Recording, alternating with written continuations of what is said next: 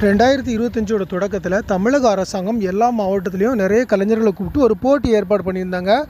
அதில் தென்காசி, திருநெல்வேலி இந்த 2 மாவட்டத்திலையும் நிறைய வில்லிசை கலைஞர்கள் கலந்துக்கிட்டு இருந்தாங்க.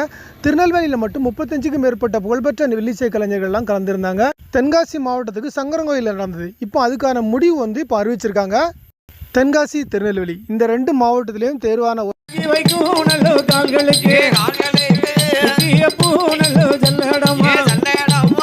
நம்ம மைனர் ராஜா வில்லிசை குழு அதில் தேர்வாயிருக்குது. விடிய விடிய வில்லு படித்தாலும் கூட்டத்தில் ஒரு நபரை கூட எந்திரிச்சு போக முடியாமல் தன்னுடைய காமெடியன் மூலமாகவும் கலை மூலமாகவும் கட்டி போடக்கூடிய ஒரு கலைஞர் தான் நம்ம மைனர் ராஜா.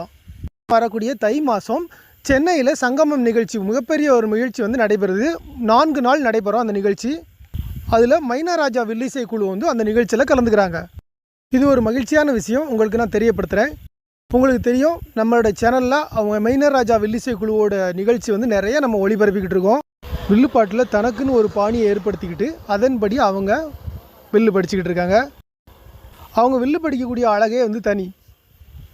கூடிய விரைவில் அவங்க கலைஞர்களுக்கான மிகப்பெரிய அவார்டான கலைமாமணி அவார்டை வாங்கணும்னு சொல்லி நம்ம யாழி டிவியோட சப்ஸ்கிரைபர் சார்பாக அவங்க டீமை வாழ்த்துவோம்.